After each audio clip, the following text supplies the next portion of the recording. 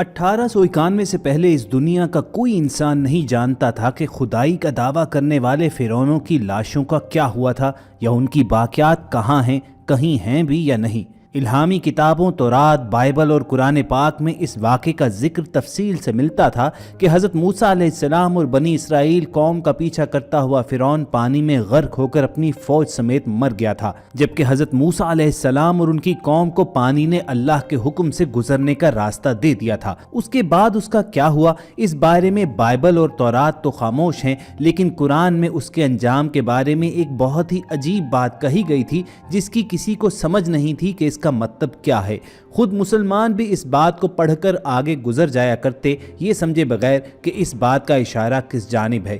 سورہ یونس میں فرعون کے مرنے کے بعد اس کا انجام کچھ اس طرح فرمایا گیا تھا: ہم تیرے بدن کو سمندر سے نکال کر محفوظ کر لیں گے تاکہ تو بعد میں آنے والوں کے لیے عبرت بن جائے۔ یہ واقعہ آج سے لگ بھگ 3500 برس پہلے پیش آیا تھا۔ فرعون کے ڈوب کر مرنے کے بعد سمندر نے اس کی لاش کو اللہ کے حکم سے باہر اگل دیا، جبکہ باقی لشکر کا کوئی نام و نشان نہ ملا۔ مصریوں میں سے کسی شخص نے ساحل پر پڑی اس کی لاش پہچان کر اہل دربار کو بتایا۔ فرعون کی لاش کو محل میں پہنچایا گیا۔ درباریوں نے مختلف مسالے لگا کر اسے پوری شان اور احترام سے تابوت میں رکھ کر محفوظ کر دیا۔ حنوط کرنے کے عمل کے دوران اگرچہ ان سے ایک غلطی ہو گئی۔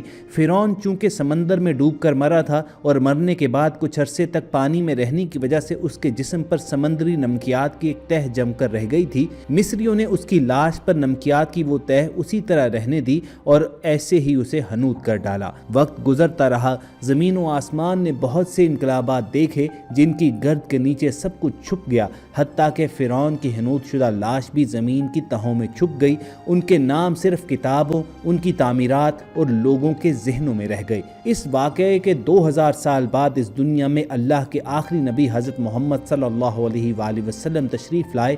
ان پر نازل ہونے والی آخری کتاب میں فرعونوں کے قصے بڑی تفصیل کے ساتھ بیان کیے گئے اور اسی سلسلے میں اس فرعون کا جسم محفوظ کرنے کے بارے میں آیت بھی نازل ہوئی تھی، جس کی سچائی پر سب اہل ایمان کا پختہ یقین تو تھا، لیکن وہ سمجھنے سے قاصر تھے کہ اس خدائی کا دعویٰ کرنے والے کی لاش کہاں محفوظ کی گئی اور اسے کیسے عبرت کا نشان بنایا گیا۔ 1871 میں مصر کے ایک شہر الغورنیہ سے تعلق رکھنے والے ایک غریب اور معمولی چور احمد عبد الرسول کو فرعونوں کی حنوط شدہ لاشوں کی طرف جانے والے خفیہ راستے تک رسائی مل گئی۔ احمد عبد الرسول نوادرات چوری کر کے بیچا کرتا تھا۔ ایک دن وہ دریائے نیل کے کنارے کے قریب اسی سلسلے میں پھر رہا تھا جب اسے ایک خفیہ راستے کا پتہ چلا۔ وہاں وہ نوادرات کی چوری کے لیے جگہ کھود رہا تھا کہ اسی دوران اسے کچھ لوگوں نے پکڑ لیا اور پولیس کے حوالے کر دیا۔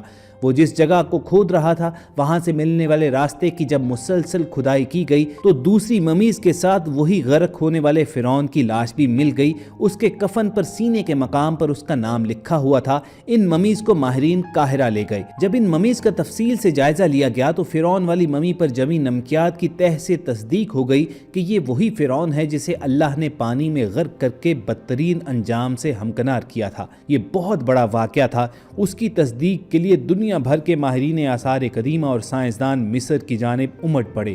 مختلف سائنسی ٹیسٹ کرنے کے بعد دنیا بھر کے سائنسدانوں نے تصدیق کر دی کہ دوسری سب لاشوں کی نسبت صرف فرعون کی لاش پر ہی سمندری نمکیات کی تہ جمی ہوئی ہے۔ اس تصدیق کے بعد اسے فرعون کی لاش قرار دے کر عجائب گھر میں محفوظ کر دیا گیا۔ 1982 میں فرعون کی ممی خراب ہونے لگی تو اس وقت کی مصری حکومت نے فرانس کی حکومت کو درخواست کی کہ فرعون کی ممی کو خراب ہونے سے بچایا جائے، نیز جدید سائنسی ذرائع سے اس کی موت کی وجہ بھی معلوم کی جائے۔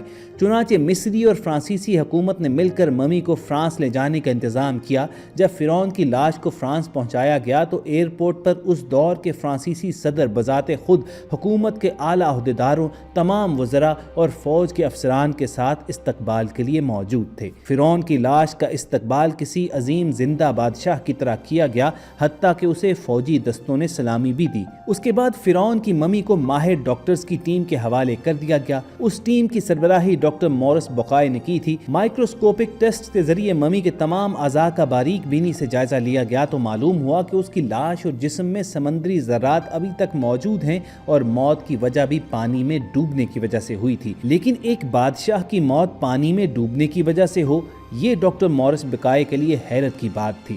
اس نے اس ممی کے بارے میں مزید جاننے کی کوشش کی تو اسے معلوم ہوا کہ اس بادشاہ کی موت کے حالات مسلمانوں کے نبی حضرت محمد صلی اللہ علیہ وآلہ وسلم پر اتری کتاب قرآن میں تفصیل سے درج ہیں۔ اسے علم تھا کہ جہاں سے یہ لاش ملی ہے وہ ایک اسلامی ملک ہے، چنانچہ تجسس کے ہاتھوں مجبور ہو کر وہ مصر پہنچا۔ وہ ایک سائنسدان تھا، اس نے اس معاملے میں مصر ہی کے ایک سائنسدان سے ملاقات کی۔ اس سائنسدان نے قرآن پاک کھول کر اسے سورۃ یونس کی آیت 90 سے 92 کا ترجمہ لفظ بلفظ سنایا۔